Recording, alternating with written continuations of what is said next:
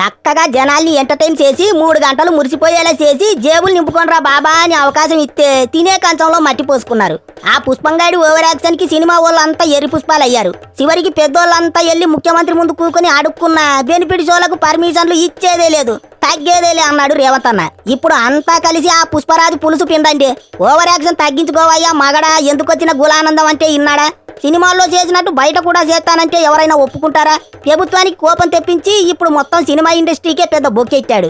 ఒకడు చేసిన తప్పుకు ఇప్పుడు ఇండస్ట్రీ మొత్తం బలైపోయింది. కొద్దో గొప్ప పేరుంది కాబట్టి అయ్యగారిని ఊరికే వదిలేశారు కానీ అదే వేరే హీరో ఎవరైనా అయ్యుంటేనా ఇండస్ట్రీలో ఉన్నోళ్ళంతా కలిసి గొయ్యి తీసి పాతేసేవాళ్ళు. ఎంకి పెళ్లి సుబ్బి సాగుకు వచ్చిందా అన్నట్టు ఎర్రి పుష్పం దెబ్బకి మిగతా హీరోలందరూ తల పట్టుకొని కూకున్నారు. అసలే సంక్రాంతికి బోలెడని సినిమాలున్నాయి. వాళ్ళంతా పాప కట్టబడి కోట్లు ఖర్చెట్టుకొని సినిమాలు తీశారు. మరి వాళ్ళు లాభాలు పొందొద్దా, వ్యాపారం చేసుకోవద్దా? ఇప్పుడు బెనిఫిట్ షోలకు ప్రభుత్వం పర్మిషన్లు ఇవ్వనని తెగేసి చెప్పింది కాబట్టి వాళ్ళందరి నోట్లో గులాబ్ జామ్ పడినట్టే.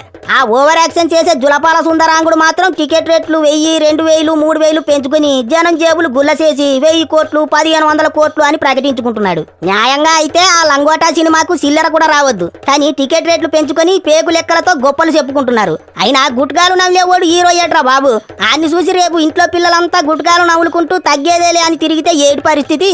చిన్న పిల్లల్ని ఎత్తుకుపోయే వాళ్ళ అవతారం ఏటో, దానికి బొమ్మ అదిరిపోయింది, బ్లాక్ బస్టర్ అంటున్నారు. సిగ్గు లేకపోతే సరి. తెలుగు హీరోలు అంటే అందంగా ఉంటారు, యాక్టింగ్ బాగా చేస్తారు, వాళ్ళ రేంజే వేరు అన్నట్టుండేది మొన్నటిదాకా. కానీ ఇప్పుడు ఆ ఉత్తర భారతంలో అబ్బా గుట్కాగాడి సినిమా భలే తీశారా అనుకుంటున్నారట.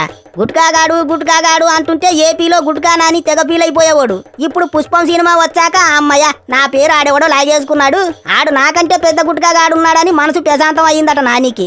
అట్లాంటి బొకడా సినిమా తీశారు కాబట్టే దేవుడు కూడా వాళ్ళకు తగిన శాస్తి చేశాడు.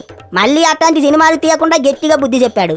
ఏటైనా సినిమా తీస్తే 4 మెచ్చాలి, 10 మందికి నచ్చాలి, అంతేగాని దొంగతనం చేసేవాడు హీరో, గుట్కాలు తినేవాడు హీరో, పైగా ఆడు పెద్ద ఘనకార్యాలు చేసేవాళ్ళ తగ్గేదేలే అని బిల్డప్లు ఇవ్వటం మన కర్మ కాకపోతే ఏటిది? పైగా రాజమౌళి సినిమాతో పోటీ అంటారు. రాజమౌళి సినిమాలు ఎట్లా ఉంటాయి? ఆయన సినిమాకు ఈ గుట్కా సినిమాకు పోలిక? చీచే, పుష్ప కాదు గుట్కా అని ఎట్టుకోవాల్సింది టైటిల్.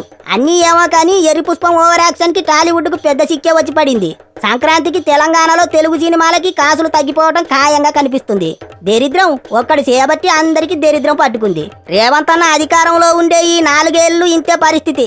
ఆ గది సంగతి.